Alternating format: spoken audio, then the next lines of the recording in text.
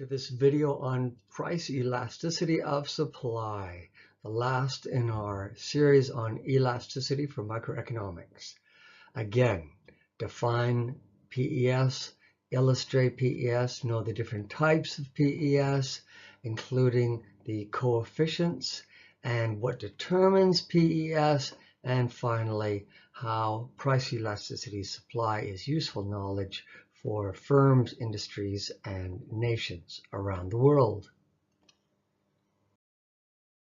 First of all, how to measure and explain it. Price elasticity of supply, like all elasticity, is a percentage change in the quantity, but this is the only time we're talking about quantity supplied, and it is in regard to a change in the price. So once again, the familiar structure of the formula showing in the numerator the percentage change in the quantity and the denominator the percentage change in the price in the usual way that you know how to calculate those coefficients. Now, what does determine PES? PES is really all about the ability of firms to produce over time. And so it's a matter of getting their inputs into production and producing more. How easily can they simply do that? Well, first of all, if they can access their inputs easily, if they're mobile inputs, then yes, it's going to be responsive. It can quickly get to more changes in production. And if their inputs are storable, that means they can access them easily. So as well, because they've saved them. So it's very close to being mobile. Either you're buying it from someone else or you're storing it yourself and keeping plenty on hand in case demand changes quickly. And also if a firm has spare capacity, meaning, and you'll learn a lot about this for those of you at higher level in theory of the firm, that there is the factory or the machinery, the fixed assets that are very expensive and take a long time to go about arranging and buying and putting in place. When you're limited by your capacity, that's as much as you can produce in a certain amount of time. So that's why PES is going to be more, it'll be elastic as long as there is spare capacity, and then after that will no longer be elastic. So in fact, PED becomes inelastic when there is just simple limitation on the actual inputs, such as beachfront property.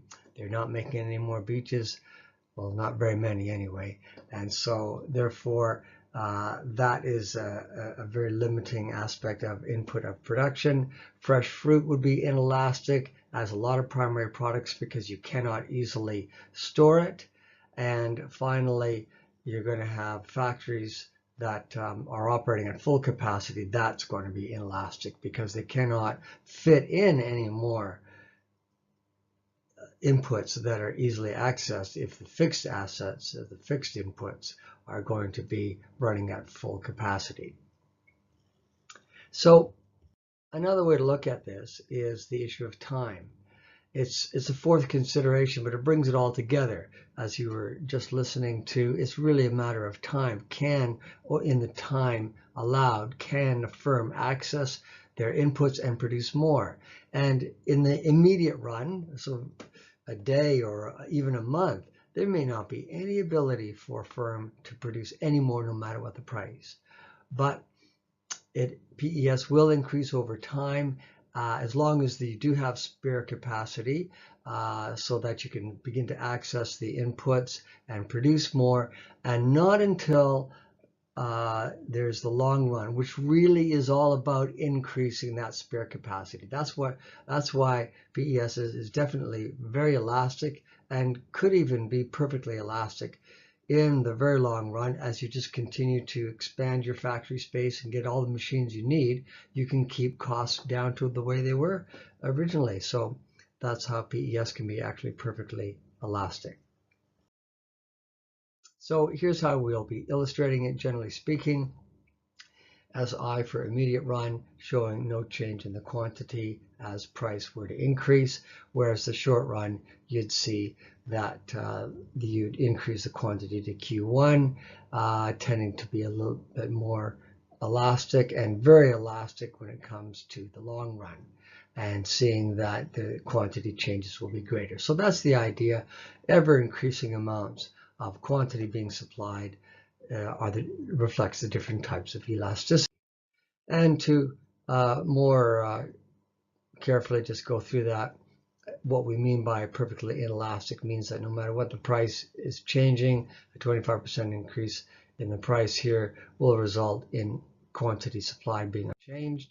And in regard to a very small elasticity, then we have a situation where we have an increase in the price and just a small amount of quantity supplied.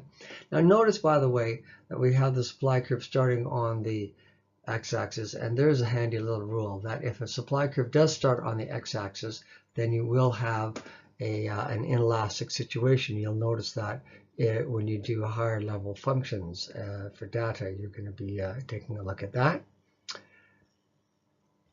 Whereas if elasticity is greater than 1, it'll normally start, of course, a straight line curve. We're talking about that the PES diagram, the supply curve will start on the y-axis, and that'll mean it'll be elastic in its function.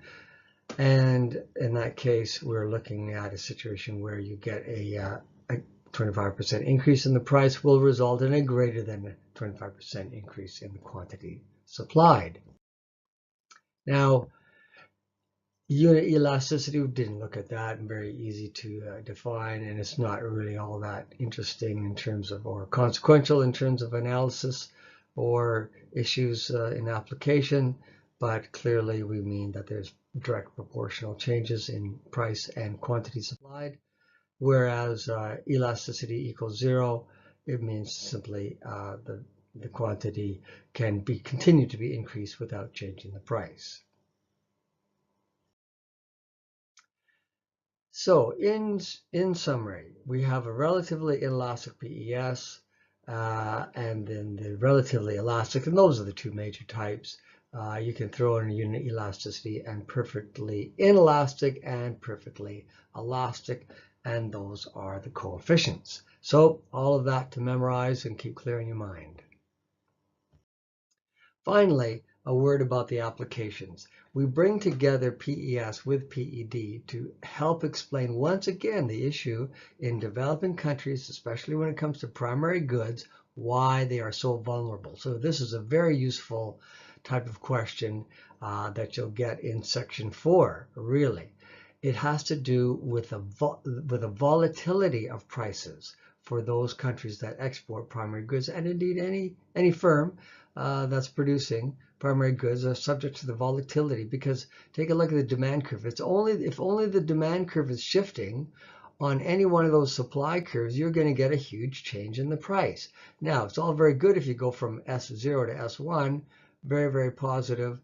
I'm sorry, for S0 to S2, decrease in supply can result in a huge increase in the price, and that is great. We've looked how in PED that will definitely be extra revenue gained there, but less revenue is gained when there's an increase in supply.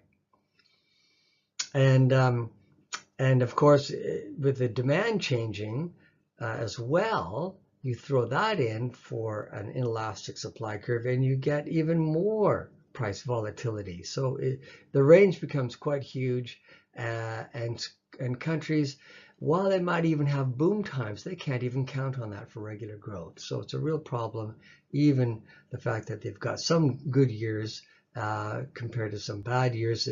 But overall, the trend is downward, as you can see here in the second graph.